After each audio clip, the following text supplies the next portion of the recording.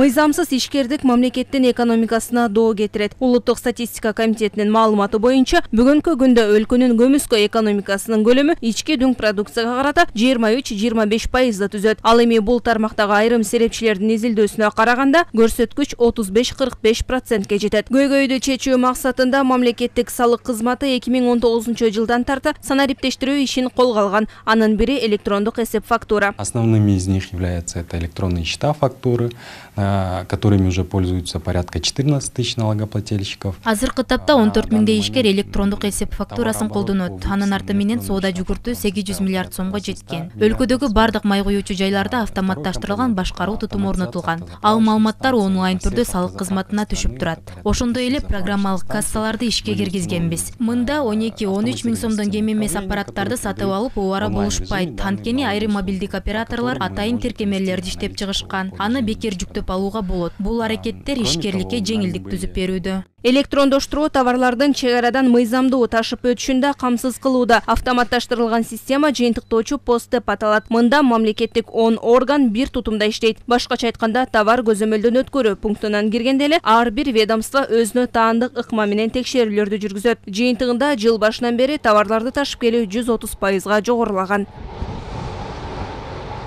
Экономикалык реформалар уланат. Мындай пикирин мамлекет башчы 5 май күнү баш мыйзамдын жаңы редакциясына кол коюп жатып билдирген. Биз экономикалык реформаларды жүргүзөбүз. Анын ичинде фискалдык, соттук, укук коргоочу, транспорттук, логистикалык жана тышкы соода саясатын өркүндөтөбүз. Баарын камтыган элемент катары санариптештирүүнү жүзөгө ашырабыз. Биринчиден, биз бизнести жүргүзүү үчүн максималдуу ыңгайлуу шарттарды түзөбүз.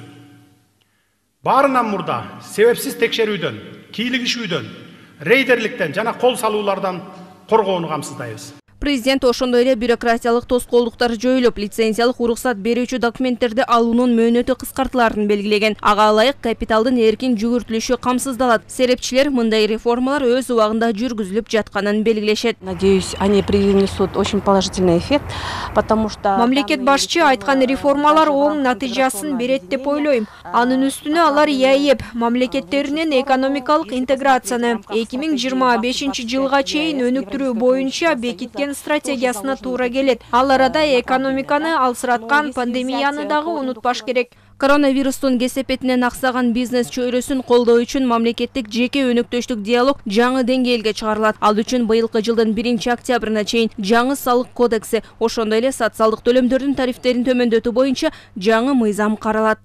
Азыркы учурда 6 жумушчу топ түзүлгөн. Жумуш азыр бүт жана кайрылуу бизнестин сунуштарын баарын азыр карап чыгып атабыз. Анан жана кайрылууда айтылганда президенттин 1 октябрга чейин ошол иштеп чыгып, коомдук талкуу кылып, бизнес менен, анан мамлекеттик органдар менен макулдашып туруп, анан буюрса жогорку кеңешке киргизүү деген талап болуп жатат. Кубанычбек Исабековдун айтымында башкы максат болгон карама-каршылыктарды чечип, бизнестин пайдасына чечим чыгаруу. Мерим Ешимбекова, Рыскелдик Өкүлбеков, ЛТР Бишкек.